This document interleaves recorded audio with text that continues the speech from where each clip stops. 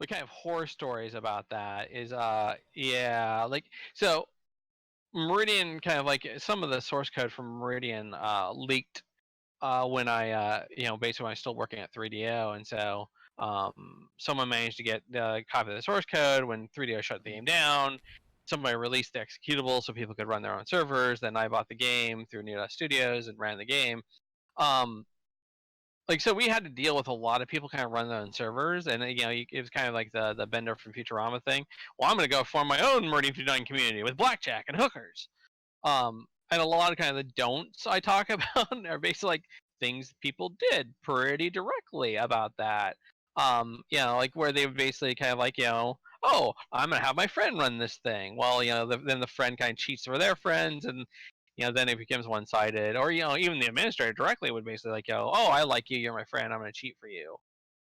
And like there was just a lot of kind of hard feelings about that would come around about, oh, why are you especially in a competitive PvP game like Meridian 59, why are you cheating for them, or and yeah, it just like, and it would just basically like, there would be a new server come up, and like it was just like a repeat every time of what would happen with like a server come up and everybody'd flock to it. Oh, this is great! It's so much better than all the other servers, and definitely better than Near Death Studios. And then of course, then eventually someone would kind of like let the power go to their head, and basically, um, uh, it would basically then like start cheating for their friends, and other people kind of felt left out, and yeah, it just basically became a kind of a really shitty circumstance pretty quickly. I even had like one person like who wanted to, like kind of going back to basically don't hand out power, or at least kind of make sure that you hand out power to trustworthy people. Like this one guy who wanted, he basically was a helper at 3DO, and he wanted to be a helper for us. I'm like, we're not going to do exactly the same thing, so. But like, hey, if you want to help out, here's some ways you can help out. Well, it turns out later that basically he was working with someone else who was running one of the pirate servers, and he was basically trying just to, he was hoping to kind of like get enough access to basically steal. I heard later basically he wanted just enough access to basically steal, everything from us to basically kind of like help this other person, run their server. That's nice. Yeah, isn't that really sweet? I think the other uh the other thing is like kind of a horror story. I mean, like you really want to apply the rules consistently, but I think you don't want to get too carried away about it, because like at one point we had a big issue with speed hacking, where people would basically kind of like run programs to make the system think that they like things were running slower than they were, and that would basically like the game would basically like decrease frame rate, and so you could do like a little bit of trickery in order to basically make yourself move faster during this time. Ironically, the slower your computer was, the faster you'd move in the game, Huh. and so people would often run programs to basically like make the computer think they were running slower in order to move faster in the game. Um, and so that's one of the things that kind of we always try to kind of try to work against, was basically with this concept of speed hacking, and people like like this is an older game, so like the server trusted the client way too much. So if somebody was able to manipulate the memory, like they could basically just teleport around the game at will. And so I put in some stuff to basically kind of detect this type of thing, to basically spew out into the log saying, oh hey, this person's moving fast. And like you kind of had to be careful, because like lag could also do this, of course, or like just like something happened to somebody's computer at the wrong time or whatever. Like like if it happened like once in a while, that was fine, but like if it happened a lot, um, then of course it's like, okay, this person's cheating. And at one point we banned about 10% of our player base. Oh my Um, goodness. and like the thing was like like this was applying the rules. I felt it was applying the rules very fairly. I wanted to kind of get rid of these people that were cheating. The reality, of course, was that most people didn't care. Like most people didn't go, oh hey, thanks, and like, I'm gonna get my friends to come back. And like we basically lost like like we got some people to come back, and I don't remember the specific numbers, but like we ended up having less players overall after that. Ouch. Yeah, and so it's one of those things like like don't expect every good deed to be rewarded necessarily. Um, you know, it was one of those things like it might have been better to you basically make some make some high profile again you don't want to necessarily make examples of people but banning the right people can basically kind of give the right because like one of the things I did was like I didn't tell people I implemented this detection, and then it also was like surprise I know all you fuckers are cheating so you're gonna get locked out. If we had basically say like banned 2% of the people. Like there might have been some people in the other 8% going, maybe I shouldn't do that anymore. So yeah, I mean it's a little tricky. There's kind of there's a sense of fairness and justice, but then there's also as a kind of I talk a lot about a lot. There's also a kind of an aspect of like these games need to make Tactics. money, and how do you maximize profit? It's kind of like doing like a surgical strike. You hit the weak, Right. you hit the most vulnerable point for everyone to notice and go, oh, huh, maybe Right. that. Right. Right. And you don't necessarily say, "Oh, I'm banning these people because they're the worst." Yeah, you just kind of like we've banned people for speed hacking, and there might be some people going, "Okay, cool, like I wasn't detected, I'm gonna keep on doing it." And, you just do successive rounds of that until people kind of get the hint of like, "Oh, don't do that." But Yes. yeah, and like the good news was like after we did ban the 10%, though, like the speed hacking went down significantly. So and like the problem of course was like with speed hacking in Meridian 59 was it was kind of an arms race thing like if I'm fighting against people who are speed hacking and they're moving faster than I am so it's harder for me to hit them but they're hitting me easier. Well, my two choices are either to get used to losing in combat or I basically I basically arm myself with the same level of technology and then basically beat on them in return. Mm-hmm. Yeah. Speed hacks were very prevalent in Planetside 1 Right. because it was such of a clunky game. Well, I mean, like a lot of times, like you're dealing with a much less powerful hardware too. Like I think I mentioned before that Meridian 59, like the most powerful, our development machine, which was the most powerful machine we were running on, was like a 200 megahertz, not gigahertz, megahertz dual processor machine. Right. Right. And so like like the amount of detection and whatnot, and it was intended to be played over a 6K modem, which is like so low bandwidth. I think like probably most people listening to this can't even conceive of that low of bit rate. But Wait. What was the bit rate? I'm sorry. 26.6K modems. That's about the bit rate that I'm streaming at the moment. Right. So I yeah. If you're streaming, you'd be maxing out an old school modem. Now, eventually, they jumped up to 56K modems. But yeah, I mean, kind of and the flip side, of course, was like like on the developer side, you know, we had what at the time was a very impressive T1 line running to 3DO. Um, which is like I forget the exact bit rate of a T1 line a Dijon right lot. now. Yeah, I mean, but it's not that much compared to kind of modern things. T3s are kind of more the standard if you're gonna get a direct wire like that nowadays. But yeah, and so like the technology restrictions were much tighter. So it's one of those things that like a lot of the older games, like like the rule was you don't want to trust the client, but sometimes you had to trust the client. Here, I'm giving you T1 specs at the bottom of the page. Yeah, I have my laptop up so I can pull it up real easily. right.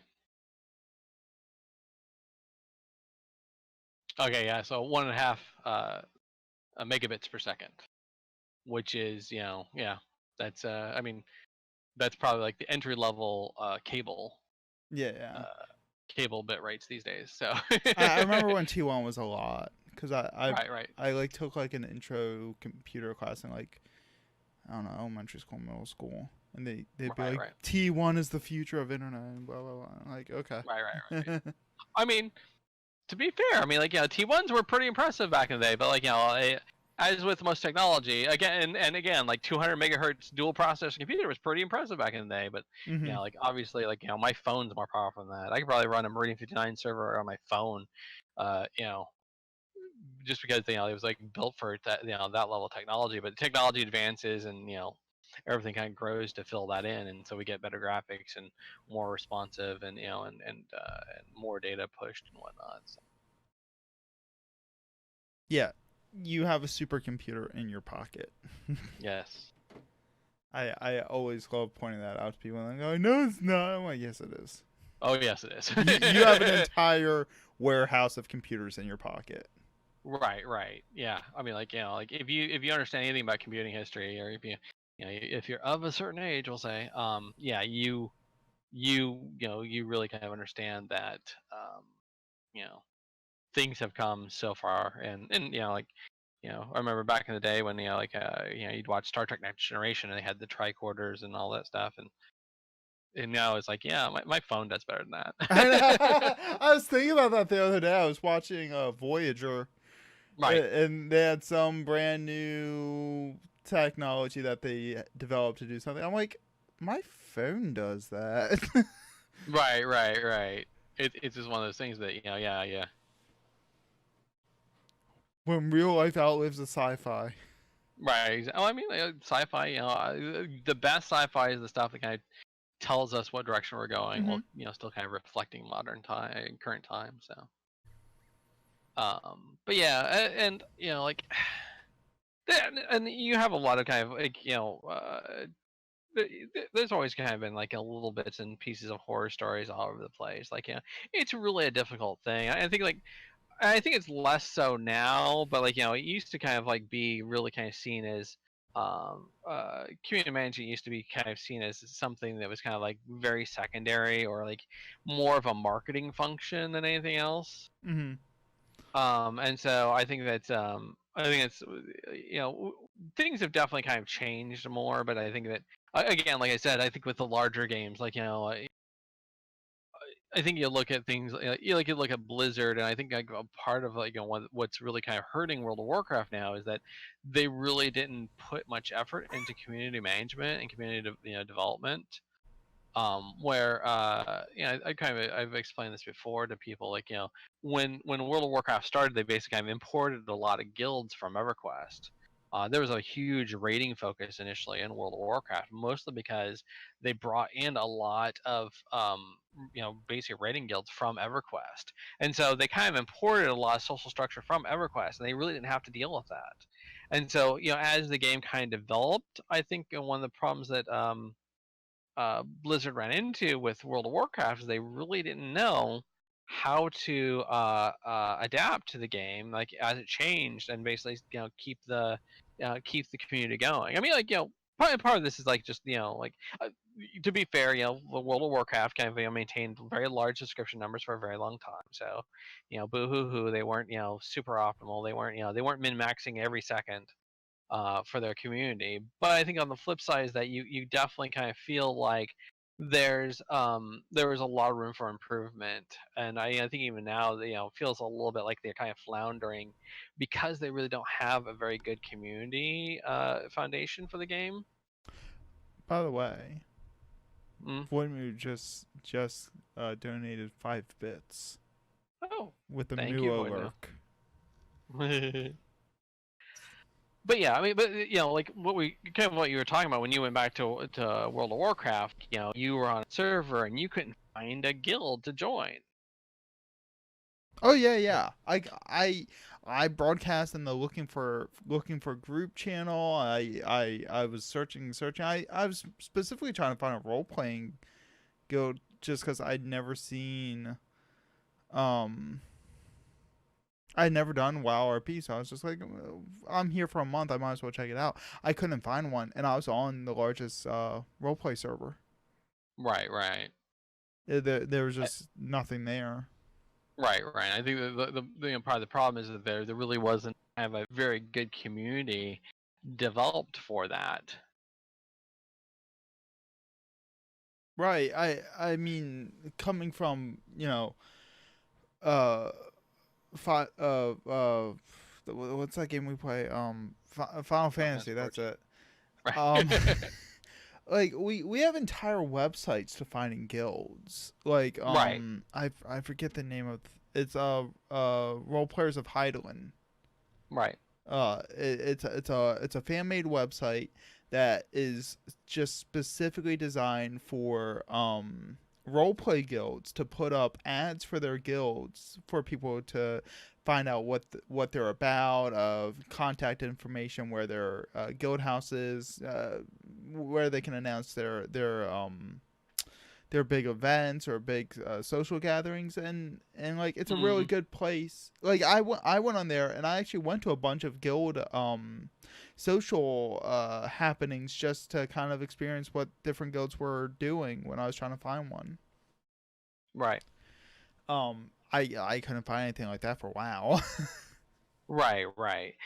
It might exist, but like like but it's one of those things where you have a closed off community of when you basically when the game really does kind of like take steps to kind of open the community, you're kind of really relying on how the community kind of takes care of itself. Well, I'm not going to say like Final Fantasy 4. I don't get the feeling that Final Fantasy 14 really caters much to the role playing segment. I mean, like we get things like the role playing flag and things like that, and they add a lot of like they had a lot of like glamour Housing items. items. Right, right. But I mean, I think that's kind of more of a generalized um thing where basically they kind of provide this because, well, like people might use it, but they're not necessarily investing a whole lot into the basically into kind of that community. But like they basically got very lucky in that. I think it might be just kind of the type of game because like the type of people that are going to be really into nerding out to Final Fantasy lore are probably going to be the type of people that are used to going to websites to talk to people about like, oh, let's talk about like the implications of what Final Fantasy 8 means. Right, right. Yeah, and I think 14 has kind of a special community in that sense because overall it's a pretty welcoming community, which is kind of a shock for an MMO. Hmm. I mean, it has its own toxicities, but overall, I think the community as a whole is a pretty positive one. Yeah, yeah, I definitely kind of like even just when I was doing content stuff, like the type of player I'd run into was much more kind of chill and easygoing, um, and then kind of like the type of people I would run into when we tried to pug in World of Warcraft. Right, like if you have to FK during a roulette dungeon, most people would be like, "Okay, take your time." Right, right, right, I yeah, mean, you'll run into that guy who's like, "Come on, hurry up, hurry up, hurry up!" But right, right, most people are just like, "Okay, we'll wait," right, right, which that doesn't happen in WoW at all. right. Well, I think the other thing that kind of helps too is that like people kind of explain it. And it's kind of like I think the community is kind of like developed in such a way that it's one of those things like, well, they have to do this today. Maybe tomorrow I might be the person that goes, I need to go do something or whatnot. I have to go to the bathroom or whatever. Um, and so it's kind of like a little bit of foresight and like okay, sure that I'm doing the right thing. But yeah. But I think on the flip side, like World of Warcraft, and I think I think the other thing too is like World of Warcraft is much more focused on the concept of um, efficiency, of the achiever. Where 14 is still a very achiever focused game, but like you don't play 14 because it has a very efficient leveling. Because you have to go do the MSQ. Like if your goal is basically to get high level as efficiently as possible, having to even cancel out of cutscenes is going to be a bit of inefficiency. Right, right. The other thing that I was thinking about, and we'll get into the community side of things soon, which is just kind of meandering a little bit. Um, was I wonder what the demographics for 14 looks like compared to WoW overall, like Right. age My feeling demographics. is I think the demographics I think it skews a little older. That's what I was thinking. Because I think that like the JRPGs in general skew a little older than you know um A- the Action Warcraft real time strategy RPGs. type Yeah. games. Yeah, because I was thinking about it, because, like, back when I used to play WoW, like, when I was a kid, there were a lot of Right, people my age playing WoW. right, Like, right, I was in a guild of almost all kids back right, then. But now right. in So you have 14, kind of that. Yeah, in you got a little bit more of that kind of immature perspective. But yeah, but like in Final Fantasy 14, like a lot of people, like a lot of the friends that I've made, like you, tend to be kind of be in their their early to mid 20s. Either like a lot of college people, but then there's a lot of people that graduate from college and are doing kind of like or are kind of understand that like there's more to life than just a game, than right, doing the right. game. Yeah, oh, Dejaro's been talking to us. I haven't been reading. I'm Uh, sorry. Blizzard had no real cap for the number of tunes in the guild. However, all tools capped at around 500. Their sources and officer on one of the 5 largest guilds in WoW. Blizzard had no idea what guilds would be, and these days, WoW and MMOs in general, Dejara bets skew older, which it might be true. I think so because like I think you get a lot of the uh you basically get like the younger kids are basically gonna probably be playing more action based games. Fortnite. Like I said, like JRPGs like in the vein of Final Fantasy are going to skew a lot older than like the real time strategy games that spawned World of Warcraft Mm-hmm. and that type of thing. I think you're going to get a lot of those people that basically grew up playing Final Fantasy games. I played the first Final Fantasy game when I was a kid, and then here I am old. I play Final Fantasy 14. I enjoy it a lot because I didn't play a Final Fantasy game. I played Crystal Chronicles when I was mm, a kid, but that does that really count as a Final Fantasy game? I mean, really? it it's an offshoot. Yes, we'll say. It is a weird game even for Final Fantasy. Right, Um right, and then I played I know it's not Final Fantasy, but I played Golden Sun. That was my first JRPG, right, right, which I think applies to a lot of people my age. right, right, But that's as close to Final Fantasy as I ever experienced as a kid. right. No, I can definitely see that. Yeah, and I think that like and so yeah, I think you definitely gotta get there where it skews a little older, and then like again, like if you're a kid these days, you're probably gonna be playing Fortnite or like it's not, something else that you're not gonna be playing a very a MMO that's kind of considered much slower paced and much more thoughtful. That you have to there's cutscenes you at least have to fucking skip through, even if you can't just even if you don't watch them. So Mood. right. So, but I think that for me, that's one of the things I like about it. It's not just like furiously hammering a button to try to make sure that I'm doing my doing the right thing every second and a half instead of 2.5 seconds. That's me playing Dancer, trying to play everything perfectly.